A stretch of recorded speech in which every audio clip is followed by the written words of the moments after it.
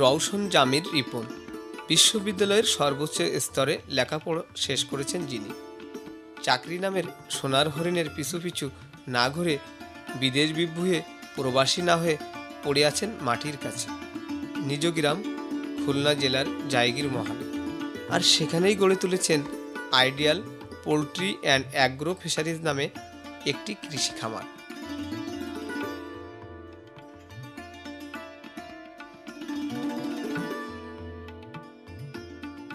পুকুরে মাছের চাষ, পুকুরের উপর বানের সবজি চাষ, সারি সারি ফলজ বাগান, পোলট্রি পালন, গরু পালন প্রকল্প সহ বহুমুখী কৃষি খামার, যা এলাকায় মডেল হিসেবে মানছে সবাই।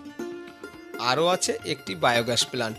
প্ল্যান্টের বর্জ্য ব্যবহার করছেন সবজি খেতে জৈব সার হিসাবে। রাসায়নিক সারের তুলনায় ফলনও পাচ্ছেন বেশ ভালো। অনার্স মাস্টার্স পাস হলেও কি হবে, কৃষিকাজে মনোনিবেশ করেছেন নিবিড়ভাবে। তিনি বলেন, আমাদের সমাজে কৃষকদের মর্যাদার আসন এখনও পরিপূর্ণভাবে তৈরি হয়নি, কিন্তু এই দৃষ্টিভঙ্গির পরিবর্তন দরকার। শিক্ষিত ও প্রশিক্ষিত মানুষই পারে কৃষিকাজে উন্নয়ন করতে, আর কৃষিকাজে তাদেরই এগিয়ে আসা উচিত অগ্রণী হিসাবে। আর তখনই হবে কৃষির প্রকৃত উন্নয়ন।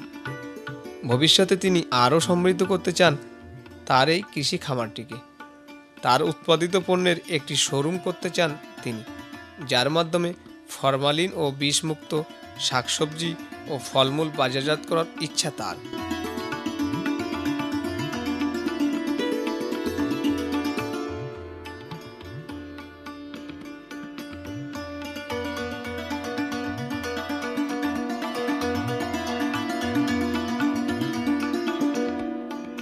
এছাড়াও নতুন উদ্যমে শুরু করেছেন আধা নিবিড় পদ্ধতিতে চিংড়ি চাষের প্রকল্প।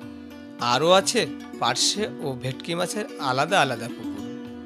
এই প্রকল্পে উৎপাদিত মাছ ফরমালিন মুক্তভাবে বাজারজাত করতে চান, স্থানীয় চাহিদা মিটিয়ে সারা দেশে।